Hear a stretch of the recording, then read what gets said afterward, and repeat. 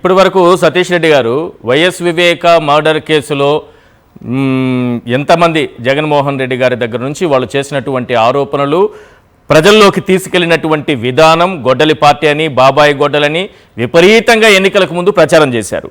ఇప్పుడు కూడా killer party అని గొడ్డలి పార్టీ అని ఈ పెద్ద దస్తగిరి హత్యలో కూడా డైరెక్ట్గా తాడేపల్లి హస్తం ఉందని ఎట్లా బయటపడతారు మీరు? ఈ రకంగా ప్రచారాలు డైరెక్ట్గా సీఎంఏ మాట్లాడుతున్నారు, డైరెక్ట్గా మినిస్టర్సే మాట్లాడేస్తున్నారు. అంటే వీళ్ళ మోడస్ ఆఫ్ ఆపరేషన్ ఏ రకంగా ఉందంటే ఈశ్వర్ గారు, వీళ్ళంతకు వీళ్ళే అజెండా సెట్ చేస్తారు. వీళ్ళకి కావాల్సిన దానికి వీళ్ళే మంత్రులు పంపిస్తారు, వీళ్ళే మాట్లాడిస్తారు, వీళ్ళ పత్రికల్లో వీళ్ళే హెడ్లైన్స్ వేసి సర్క్యులేట్ చేస్తారు. వీళ్ళకు వాస్తవాలతో పని లేదు. లేకుండా ఉంటే జరిగిన దానికి దీనికి జనం ఏమనుకుంటారు, మనకు సిగ్గుందా లేదా అనేటువంటి ఆలోచన కూడా ఉండదు. వీళ్ళకు విపరీతమైనటువంటి భయము, ఫోబియా పుట్టుకున్నది. జగన్మోహన్ రెడ్డి గారు ఎక్కడికి పోయినా పెద్ద సంఖ్యలో జనాలు రావడము, ఆయన అభిమానించడం, ఇవన్నీ జరుగుతున్నాయి. దీన్ని చూసి ఎటువంటి పరిస్థితుల్లో ఎలక్షన్లు జరిగితే జగన్మోహన్ రెడ్డి ఎలక్షన్లో గెలుస్తాడు, మనం ఓడిపోతాము. సో జగన్మోహన్ రెడ్డి ఓడించాలంటే మనకు వేరే రకంగా ఆయన చేసేటువంటి పనిని దాటి ఇంకా అత్యధికంగా పనిచేసేటువంటి అవకాశం లేదు. కాబట్టి వాళ్ళ ఉద్దేశాలు వేరు. కాబట్టి కేవలం ఆయన యొక్క ఇమేజ్ను మెలైన్ చేద్దాము, ఆయనకు ఉండేటువంటి పరపతిని మసకబారేటట్టు చేద్దామనేటువంటి ఒక ప్రధానమైనటువంటి అజెండాతో వీళ్ళు నడుస్తున్నారు. గడిచిన 2 సంవత్సరాల నుంచి మీరు చూస్తే కొన్ని రోజులు లడ్డులో ఏదేదో కలిపినారు, జంతుకోవు కలిపినారు అని చెప్పి ప్రచారం చేశారు. దాంట్లో ప్రజల్లో నుంచి చీత్కారానికి గురైపోయినారు వాళ్ళు. ప్రజలు ఈరోజు దాన్ని హర్షించడం లేదు. ప్రజలు చాలా ఏంది ఇంత నీచమైనటువంటి ప్రచారం చేస్తుంటారు వీళ్ళు. లడ్డు గురించి, దేవుని ప్రసాదం గురించి ఇంత చౌకబారుగా ఎందుకు మాట్లాడుతున్నాడని చంద్రబాబు నాయుడు పైన విమర్శలు రావడంతో ఆ ఎజెండా పక్కన పెట్టినారు. కొత్తగా ఏం తీసుకున్నారు, మావిగన్ దానిపైన కూర్చొని జగన్మోహన్ రెడ్డికి క్యాపిటల్ కట్టేది ఇష్టం లేదు, లేకుంటే ఈ క్యాపిటల్ కడితే చాలా మందికి ఆంధ్ర రాష్ట్రానికంతా చాలా మేలు జరుగుతున్నటువంటి ప్రచారం చేసేదానికి ప్రయత్నాలు చేశారు. అక్కడ కూడా జగన్మోహన్ రెడ్డి క్లియర్గా ఆయనకున్నటువంటి విజన్, ఈరోజు ఆ రాజధాని అమరావతి పేరుతో జరుగుతున్నటువంటి దోపిడీని జగన్మోహన్ రెడ్డి గారు కానీ వైఎస్ఆర్ కాంగ్రెస్ పార్టీలో ఉన్నటువంటి అందరూ ఎండగట్టడం జరిగింది. ఈ రకంగా వాళ్ళు ఏ కార్యక్రమాన్ని బుడద జల్లేదానికి ప్రయత్నం చేస్తున్నారో అవన్నీ కూడా సమర్థవంతంగా వైఎస్ఆర్సీపీ తిప్పికొట్టడం, వాళ్ళ అజెండా మార్చుకొని ఒక కొత్త అజెండా తీసుకొని బాబాయి గొడ్డలి అనే అంశము మీరు అర్థం కావట్లేదు. బాబాయి గొడ్డలి అనే అంశం ఎన్నికల్లో ఎంత ప్రభావం చేసిందనేది ఇప్పుడు కొత్తగా కిల్లర్ పార్టీ అనేది ఒకటి తీసుకొస్తున్నారు చంద్రబాబు నాయుడు గారు. ఆ రోజు చేసిందండి,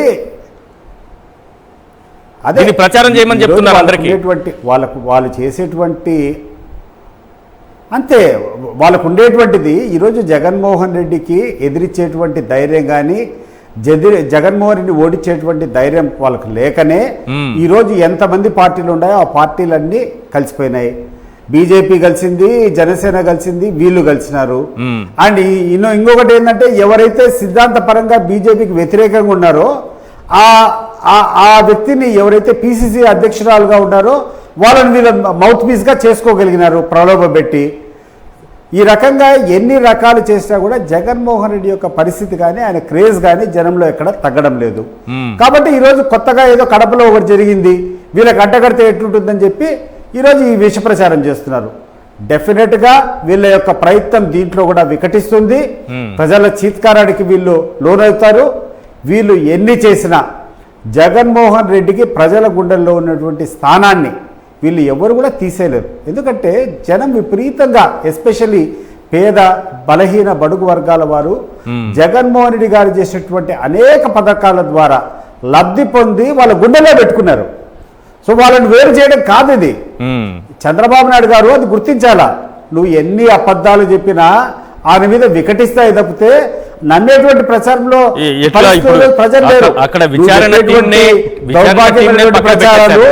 విచారణ అధికారుల్ని పక్కన పెట్టి వాళ్ళకి కావాల్సినటువంటి వాళ్ళని తీసుకుని విచారణ చేపిస్తూ ఉంటే రేపు ఏం జరుగుతుంది అనుకుంటా? నిష్పక్షపాతంగా జరుగుతుందా? ముఖ్యమంత్రి స్టేట్మెంట్ ఇచ్చేశారు, మినిస్టర్స్ కూడా స్టేట్మెంట్స్ ఇచ్చేశారు.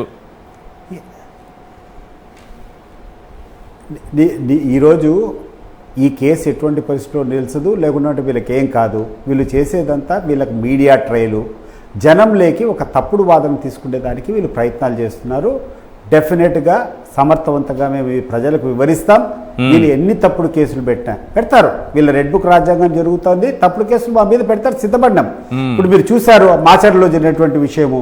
తెలుగుదేశం పార్టీకి సంబంధించినటువంటి 2 వర్గాలు కొట్లాడుకొని ఒక వర్గం ఒక వర్గాన్ని చంపితే ఆడ రెడ్ హ్యాండెడ్గా ఆడ దొరికినటువంటి వాహనం మీద JBR బ్రహ్మారెడ్డి ఆయన ఎమ్మెల్యే సింబల్ వెనకలుంటే దాన్ని మన పిన్నెల్లి రామకృష్ణారెడ్డి చేశారని చెప్పి కేసులో పెట్టి 2-3 నెలలు జైలు లోపల పెట్టినారు.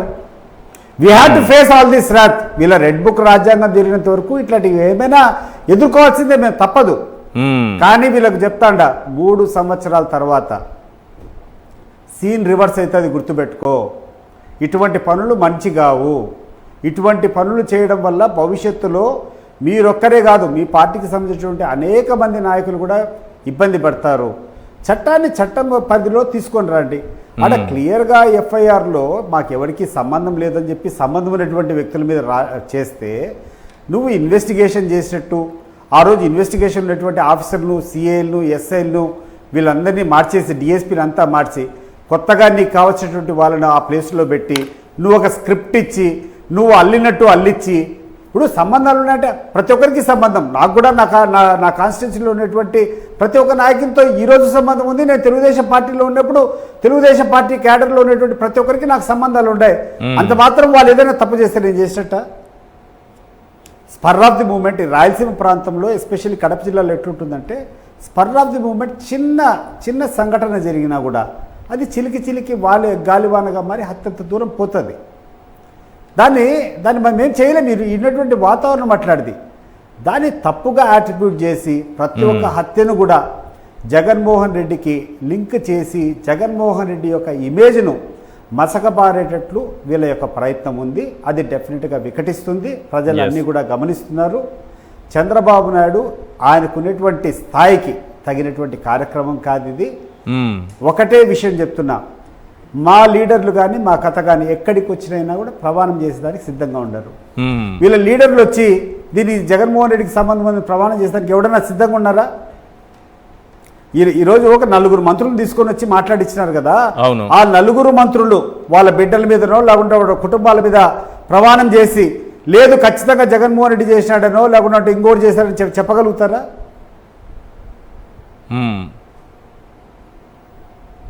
ఎస్ రామ్నాథ్ గారు, 23 నెలల కాలంలో అధికారంలోకి వచ్చిన 23 నెలల కాలంలో 21 రాజకీయ హత్యలు, ఓవరాల్గా 710కి పైగా హత్యలు జరిగాయని అంటున్నారు. వాస్తవానికైతే ప్రజల్లో జరగాల్సిన చర్చ ఏంటంటే లా అండ్ ఆర్డర్ ఏమైపోయింది, శాంతి భద్రతలు ఉన్నాయా, ఇన్ని హత్యల